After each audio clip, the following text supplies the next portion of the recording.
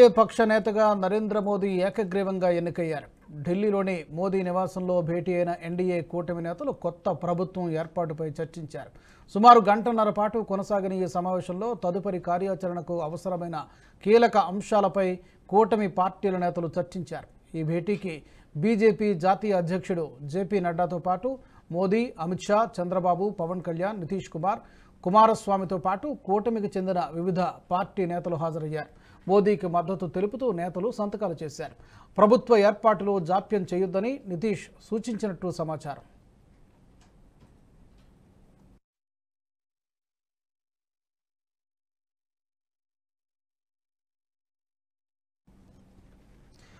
అయితే ఈ నెల 7న మరోసారి ఎన్డీఏ కూటమి నేతలు సమావేశం కానున్నారు. ఆ రోజు సమావేశానికి కూటమి నేతలంతా హాజరు కావాలని నిర్ణయించుకున్నారు.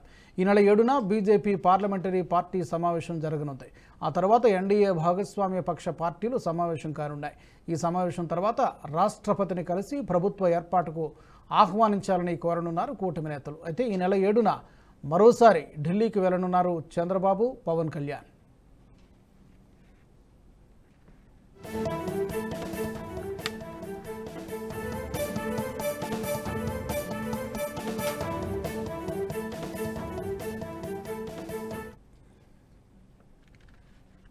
ఈ వీడియో మీకు నచ్చినట్టయితే లైక్ చేయండి, 10 మందికి షేర్ చేయండి. అలాగే కామెంట్ల రూపంలో మీ అభిప్రాయాలను మాతో పంచుకోండి. Nationalist hub group of channels ను సబ్స్క్రైబ్ చేసుకుని తెలుగునాట జాతీయవాద జర్నలిజాన్ని ప్రోత్సహించండి. ఈ వీడియో కింద ఉన్న బెల్ ఐకాన్ పై క్లిక్ చేయడం మర్చిపోవద్దు.